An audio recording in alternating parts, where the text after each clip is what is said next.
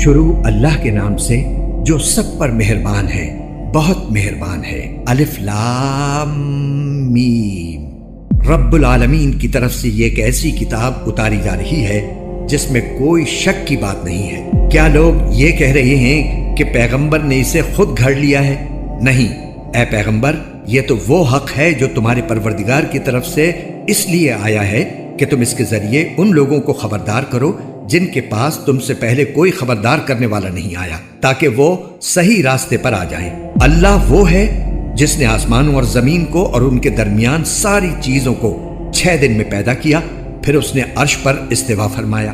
اس کے سوا نہ تمہارا کوئی رکھوالا ہے نہ کوئی سفارشی ہے۔ کیا پھر بھی تم کسی نصیحت پر دھیان نہیں دیتے؟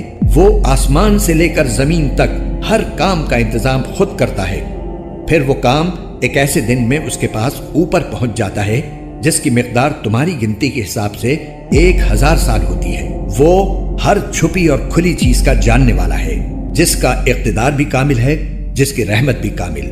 اس نے جو چیز بھی پیدا کی اسے خوب بنایا، اور انسان کی تخلیق کی ابتدا گارے سے کی، پھر اس کی نسل ایک نچوڑے ہوئے حقیر پانی سے چلائی، پھر اسے ٹھیک ٹھاک کر کے اس میں اپنی روح پھونکی۔ اور انسانوں، تمہارے لیے کان، آنکھیں اور دل پیدا کیے، تم لوگ شکر تھوڑا ہی کرتے ہو۔ اور یہ لوگ کہتے ہیں کہ کیا جب ہم زمین میں رل کر کھو جائیں گے تو کیا اس وقت ہم کسی نئے جنم میں پیدا ہوں گے؟ بات دراصل یہ ہے کہ یہ لوگ اپنے پروردگار سے جا ملنے کا انکار کرتے ہیں۔ کہہ دو کہ تمہیں موت کا وہ فرشتہ پورا وصول کر لے گا جو تم پر مقرر کیا گیا ہے، پھر تمہیں واپس تمہارے پروردگار کے پاس لے جایا جائے گا۔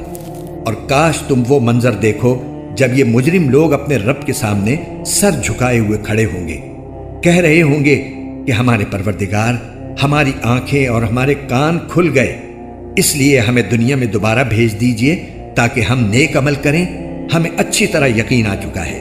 اور اگر ہم چاہتے تو ہر شخص کو پہلے ہی اس کی ہدایت دے دیتے، لیکن وہ بات جو میری طرف سے کہی گئی تھی طے ہو چکی ہے کہ میں جہنم کو جنات اور انسانوں سے ضرور بھر دوں گا۔ اب جہنم کا مزہ چکھو، کیونکہ تم نے اپنے اس دن کو بھلا ڈالا تھا۔ ہم نے بھی تمہیں بھلا دیا ہے، جو کچھ تم کرتے رہے ہو اس کے بدلے اب ہمیشہ کے عذاب کا مزہ چکھتے رہو۔ ہماری آیتوں پر تو وہ لوگ ایمان لاتے ہیں جن کا حال یہ ہے کہ جب انہیں ان آیتوں کے ذریعے نصیحت کی جاتی ہے تو وہ سجدے میں گر پڑتے ہیں اور اپنے پروردگار کی حمد کے ساتھ اس کی تسبیح کرتے ہیں، اور وہ تکبر نہیں کرتے۔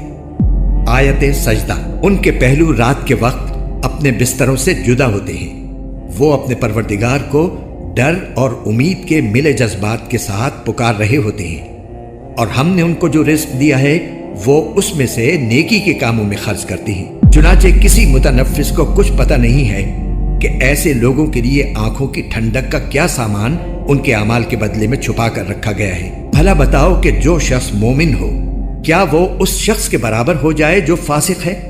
ظاہر ہے کہ وہ برابر نہیں ہو سکتے۔ چنانچہ جو لوگ ایمان لائے ہیں اور انہوں نے نیک عمل کیے ہیں، ان کے لیے مستقل قیام کے باغات ہیں جو ان کو پہلی مہمانی ہی کے طور پر دے دیے جائیں گے ان اعمال کے صلے میں جو وہ کیا کرتے تھے۔ رہے وہ لوگ جنہوں نے نافرمانی کی ہے تو ان کے مستقل قیام کی جگہ جہنم ہے۔ جب بھی وہ اس سے نکلنا چاہیں گے انہیں وہیں واپس لوٹا دیا جائے گا اور ان سے کہا جائے گا کہ آگ کے جس عذاب کو تم جھٹلایا کرتے تھے اس کا مزہ چکھو، اور اس بڑے عذاب سے پہلے بھی ہم انہیں کم درجے کے عذاب کا مزہ بھی ضرور چکھائیں گے، شاید یہ باز آ جائیں۔ اور اس سے بڑا ظالم کون ہوگا جس کو اپنے پروردگار کی آیتوں کے ذریعے نصیحت کی گئی تو اس نے ان سے منہ موڑ لیا۔ ہم یقیناً ایسے مجرموں سے بدلہ لے کر رہیں گے، اور حقیقت یہ ہے کہ ہم نے موسیٰ کو کتاب دی تھی، لہٰذا اے پیغمبر تم اس کے ملنے کے بارے میں کسی شک میں نہ رہو۔ اور ہم نے اس کتاب کو بنو اسرائیل کے لیے ہدایت بنایا تھا، اور ہم نے ان میں سے کچھ لوگوں کو جب انہوں نے صبر کیا ایسے پیشوا بنا دیا جو ہمارے حکم سے لوگوں کی رہنمائی کرتے تھے اور وہ ہماری آیتوں پر یقین رکھتے تھے۔ یقیناً تمہارا پروردگار ہی قیامت کے دن ان کے درمیان ان باتوں کا فیصلہ کرے گا جن میں وہ اختلاف کیا کرتے تھے۔ اور کیا ان کافروں کو اس بات سے کوئی ہدایت نہیں ملی کہ ان سے پہلے کتنی قوموں کو ہم ہلاک کر چکے ہیں جن کے گھروں میں یہ خود چلتے پھرتے ہیں؟ یقیناً اس میں ان لوگوں کے لیے بڑی نشانیاں ہیں۔ تو کیا یہ لوگ سنتے نہیں ہیں؟ اور کیا انہوں نے نہیں دیکھا کہ ہم پانی کو کھینچ کر خشک زمین کی طرف لے جاتے ہیں، پھر اس سے وہ کھیتی نکالتے ہیں جس سے ان کے چوپائے بھی کھاتے ہیں اور وہ خود بھی؟